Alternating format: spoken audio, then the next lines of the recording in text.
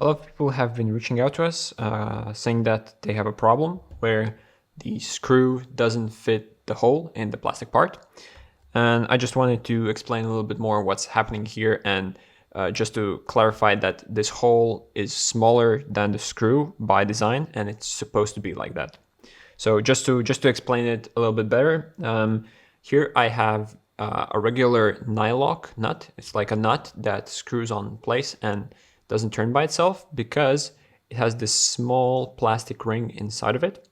So the idea here is that for the first part, when you screw it on a regular screw, it screws pretty easily, and at the very end it begins to be very tight. This is happening because of the plastic ring. It has no thread, and for the first time it basically kind of jams onto the screw and prevents the screw from turning by itself. Over time, if you tighten the nut over and over again, back and forth, the plastic part will eventually start wearing out, and it will become slightly easier to turn the screw. So normally I wouldn't be able to turn this nut by hands, but since it's a pretty worn out nut, I can do it by hand. But if I try to do it with little pressure, the screw is not turning. So this is the same principle we use on the TDC 2.0. The idea being that the very first time when you thread the screw in, you won't be able to just screw it in place, and it won't be able to go through. So to make it work and to prove you that this is by design, it's supposed to be tight, the very first time you have to install the chamber together with the nut and barrel.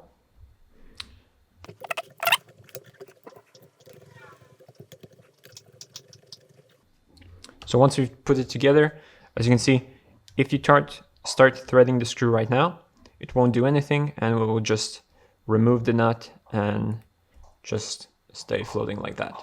So this is completely normal. This is how it should be. So now let's try to put this whole thing inside the chamber. In the other barrel. So let's align the hole like so, and on the top side we'll also have aligned this hole right here. So once you start screwing in the screw, you'll see that it screws in very easily, and at one point it will start being very tight. This is normal, and this is by design. This should happen. So the very first time you're screwing in the thumb screw, it should be very hard to turn it. So once you start turning it, it will become gradually more and more tight. It's possible that on some of the units, you will even have problems like properly turning the screw, and that's completely fine.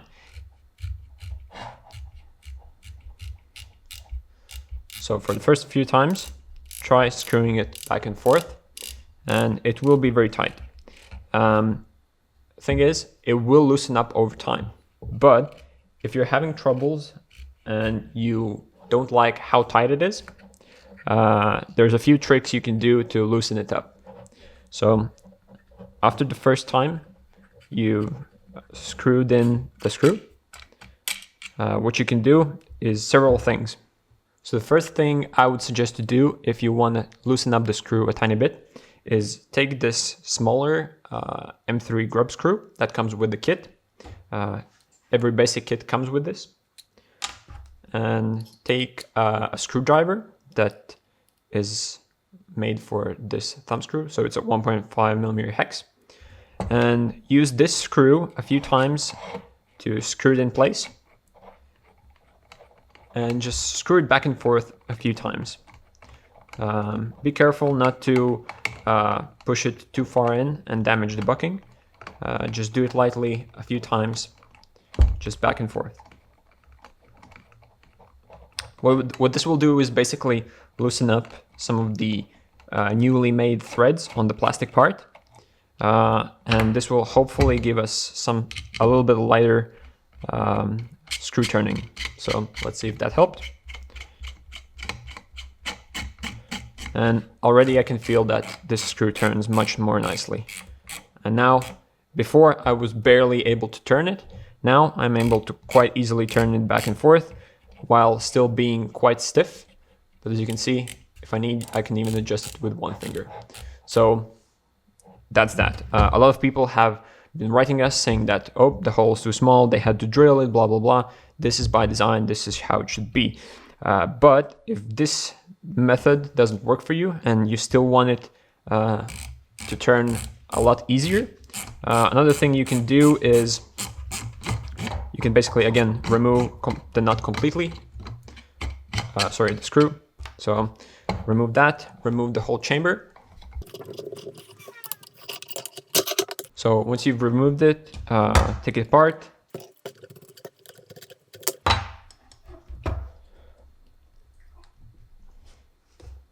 If you're having trouble to getting the insert out, you can use a small knife or a sharp object to just poke it out of the place. And yeah, so if the screw method didn't help you, what you can do is remove the chamber, remove the nub. This is very important so you don't damage any other parts. And basically you can use a small drill. I would suggest starting with a 2.5 millimeter drill and just putting it in, putting in the drill and just drilling a few more times. Or alternatively, you can take a needle nose file, like a small file, and just slightly sand the hole a tiny bit wider. If you want to completely remove any resistance, you can go ahead and take a 3 millimeter drill. I really don't recommend it. Usually the screw will loosen up over time as it starts sliding in the plastic a bit more. And yeah, you will basically just remove any resistance whatsoever. And the Pro hop-up unit might not be able to provide enough tension so that it doesn't turn by itself. So hopefully this answers the question of why my screw doesn't fit in the hole. It's by design, it should be like that. Hopefully this gives some clarification to the issue you're having.